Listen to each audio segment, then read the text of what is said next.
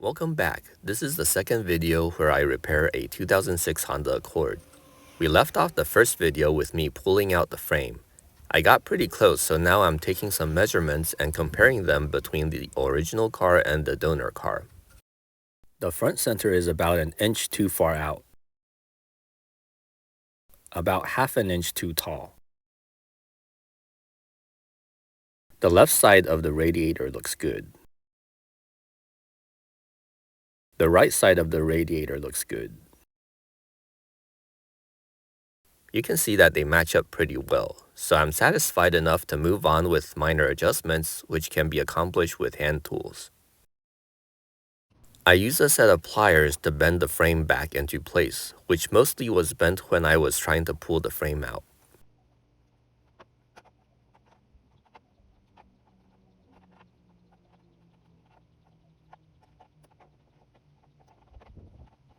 I bought a piece of iron that I'm using as a straight edge. I need to remove these two bumpers that are in the way. The middle of the front was pulled out a little too much, so I'm using a sledgehammer to bang it back into place with the help of the straight edge. The metal frame is stiffer than I expected.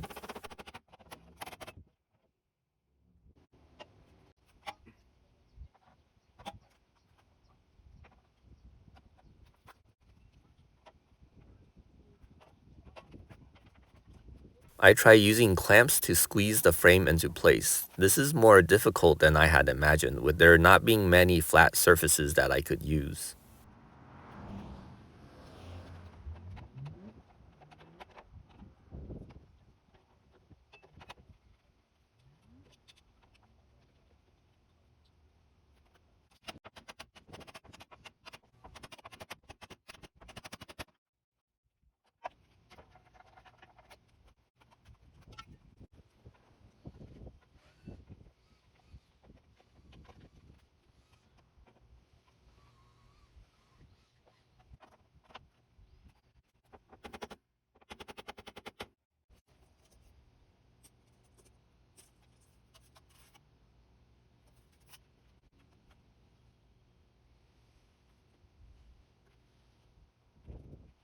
Now that things look more or less straight, I'm putting the plastic piece on top to see how the holes match up.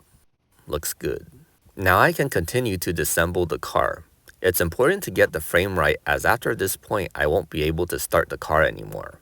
I screw the bolts holding the hood in place. There's only 4 of them and they are all easily accessible. I will need to replace the hood as it is damaged.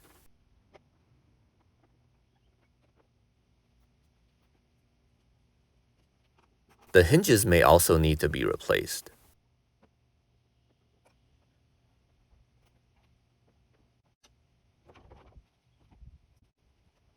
With the hood out of the way, I proceed to remove the radiator fan and radiator.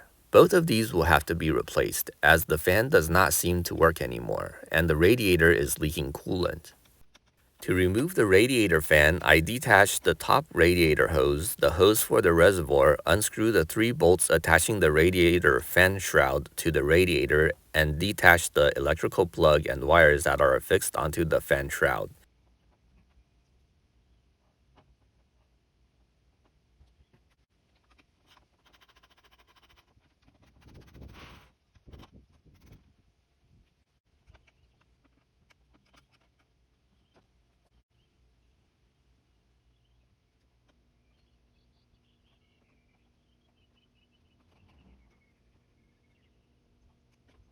I should have moved a radiator hose farther away as it's getting in the way.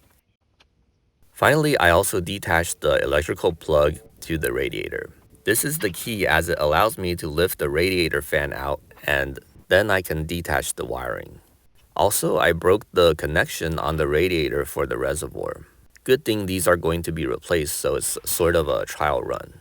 Before removing the radiator, I need to drain the coolant. I unscrew the drainage plug on the bottom of the radiator and let the coolant collect in the pan. While I wait, I start working on removing the front side panels. There's a number of bolts holding them in place. 5 on the top, 2 behind the door, and 1 where the bumper would be.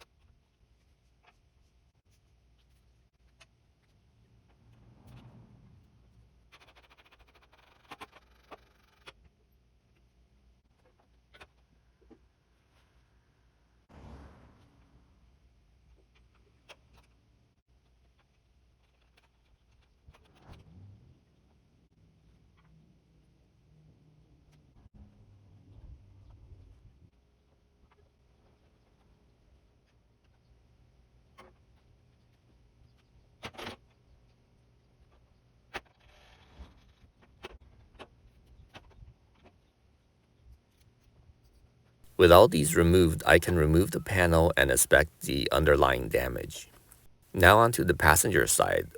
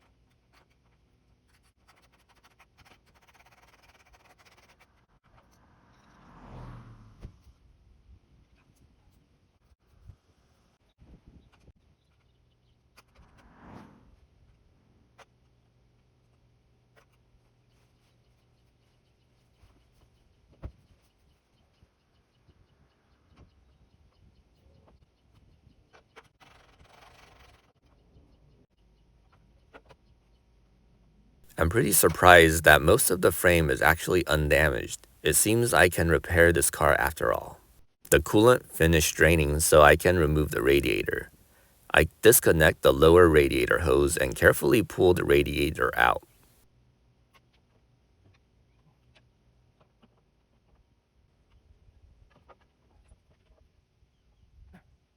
Now I need to slowly pour the coolant into some bottles so that it's not out there.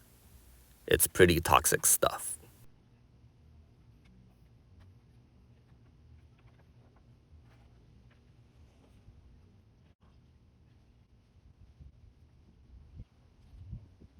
Now it's time to work on the donor car. I basically need to transfer all the parts that I had removed from the original car and replace them with the ones on the donor car.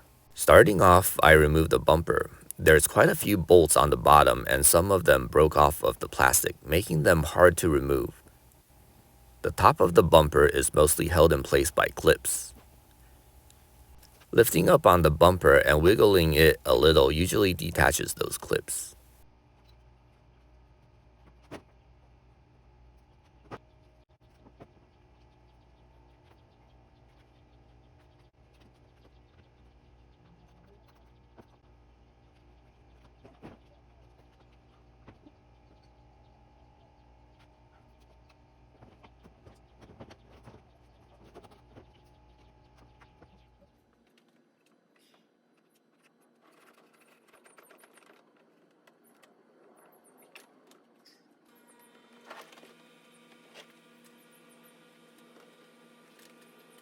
With the bumper removed, I now remove the driver's side front fender along with the wheel well plastic and headlight. I just unscrew all the bolts holding everything in place and unclip the clips holding the wheel well plastic on. I need to use a combination of a wrench, a ratchet, and a specific clip tool to remove everything.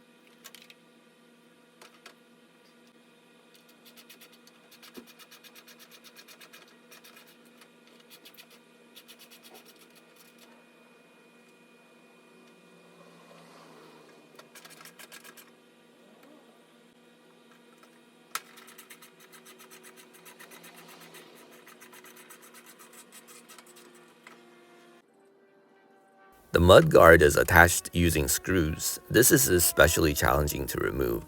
In hindsight, I should probably have taken off the wheel to do this.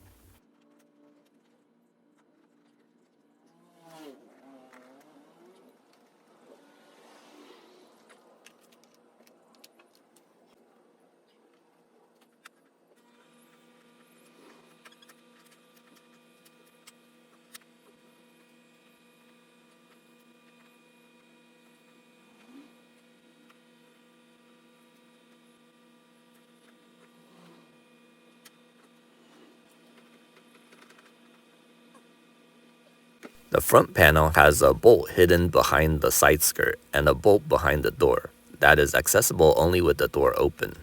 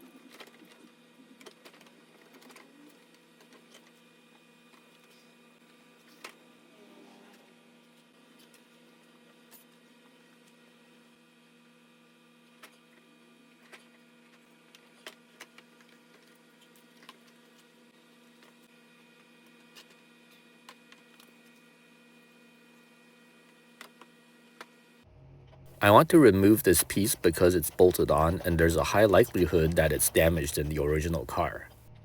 Now we go back to the original car. Time to compare it against the donor car and fix all the areas that got bent. First, I noticed that I could just bend the piece I just removed back into place, so I don't need to replace it after all. The metal strips can be bent back into place fairly easily with just a set of pliers.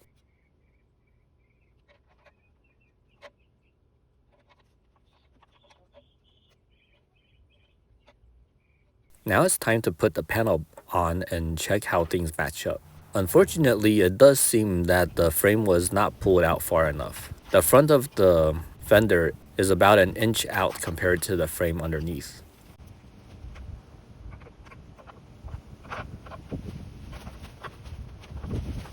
Now it's a good idea to thoroughly test the donor car so that I know for sure that the replacement parts I'm using actually works. The AC is working.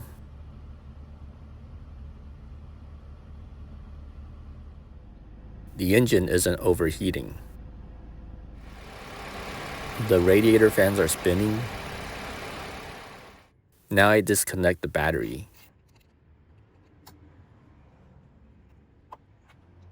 I removed the radiator fan and radiator on the donor car just like how I did it on the original car.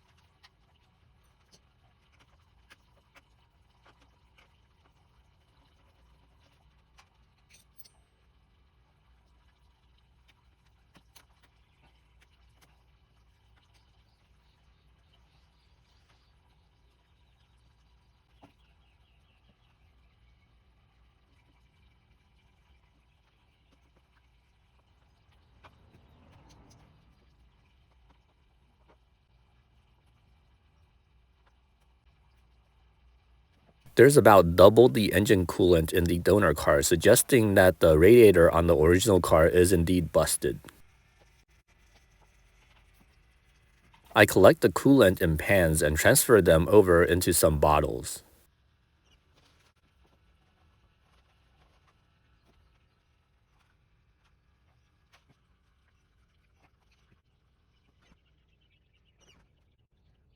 Now I continue with taking out the radiator fans.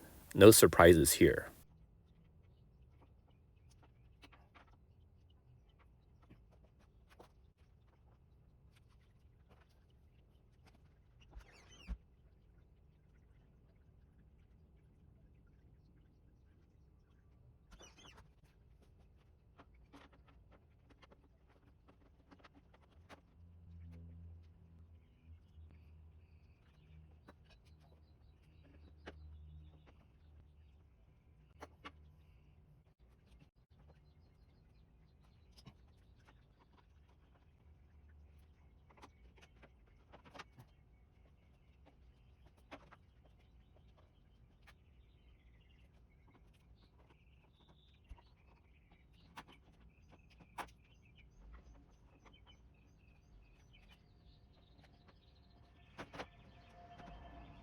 Just be careful to not damage the radiator when pulling the fan out.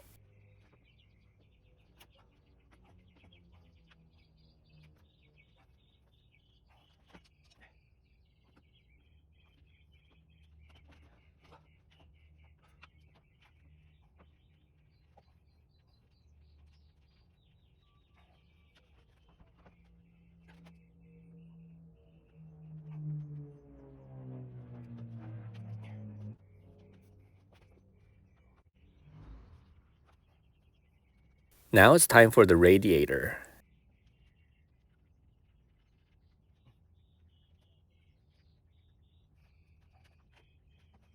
As I'm removing the radiator, I notice there's 2 extra hoses coming out of the radiator that I don't remember seeing before. Turns out those are for the automatic transmission, which is missing on the radiator for my original car with a manual transmission. This could spell trouble. Fortunately, after a little research, it turns out that I could just plug these 2 ports up and the radiator should work fine. So I continue on with removing the radiator. It's just a matter of loosening the hose clamps and wiggling the hoses off. With everything disconnected, out comes the radiator. Now we come to one of the more challenging parts, dealing with the AC system. Even though I'm pretty sure that the refrigerant all drained out of the original car, I wanted to check on the pressure just to be sure, and it was a good thing I did.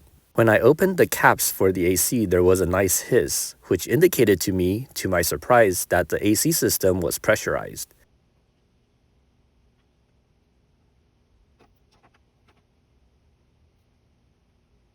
Connecting the gauge, the AC system was fully pressurized, indicating that there was no leak after all. So then, why was there a rattling noise when I turned on the AC, indicating that the AC compressor was spinning without any refrigerant? To find out, join me next time. This video has gone on long enough. Thanks for watching.